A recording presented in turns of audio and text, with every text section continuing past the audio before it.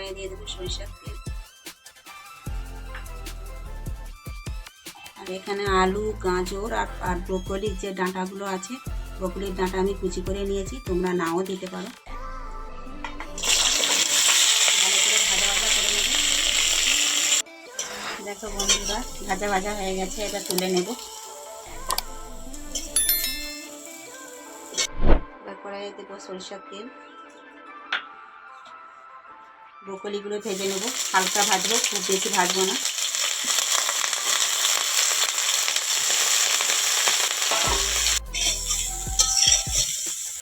দেখো বন্ধুরা, হালকা করে ভেজে নিয়েছি, এবার নামিয়ে নেব।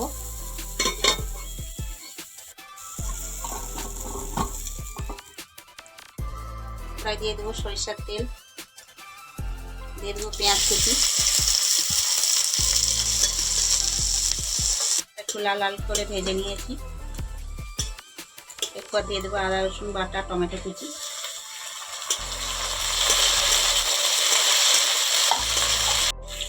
এরপর দেবো পরিমাণ মতো লবণ। ভালো করে মশলাটা কষিয়ে নেব। এরপর লঙ্কা গুঁড়ো, হলুদ গুঁড়ো আর নিয়েছি গরম মশলা গুঁড়ো, অল্প করে জল দিয়ে গুলিয়ে দিয়ে দেবো।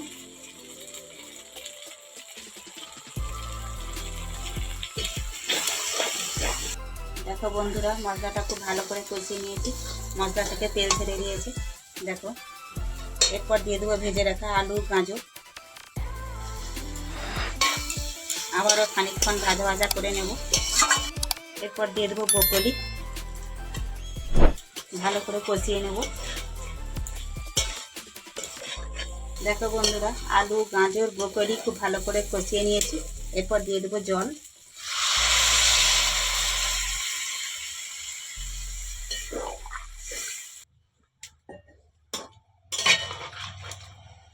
দেখো বন্ধুরা, ব্রোকলির তরকারি একদম রেডি হয়ে গেছে, এবার নামিয়ে নেব। ব্রোকলি, আলু, গাজর সব সেদ্ধ হয়ে গেছে। দেখো,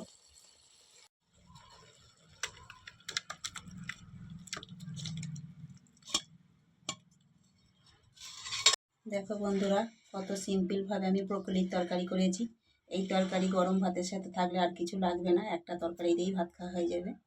বন্ধুরা, আজকের রেসিপিটি তোমাদের কেমন লাগলো কমেন্টে জানিও। আর যদি ভালো লেগে থাকে আমার চ্যানেলটাকে সাবস্ক্রাইব করে দিও, পাশে বেল আইকনটি ক্লিক করে দিও। সবাই খুব ভালো থাকবে, সুস্থ থাকবে, সাবধানে থাকবে।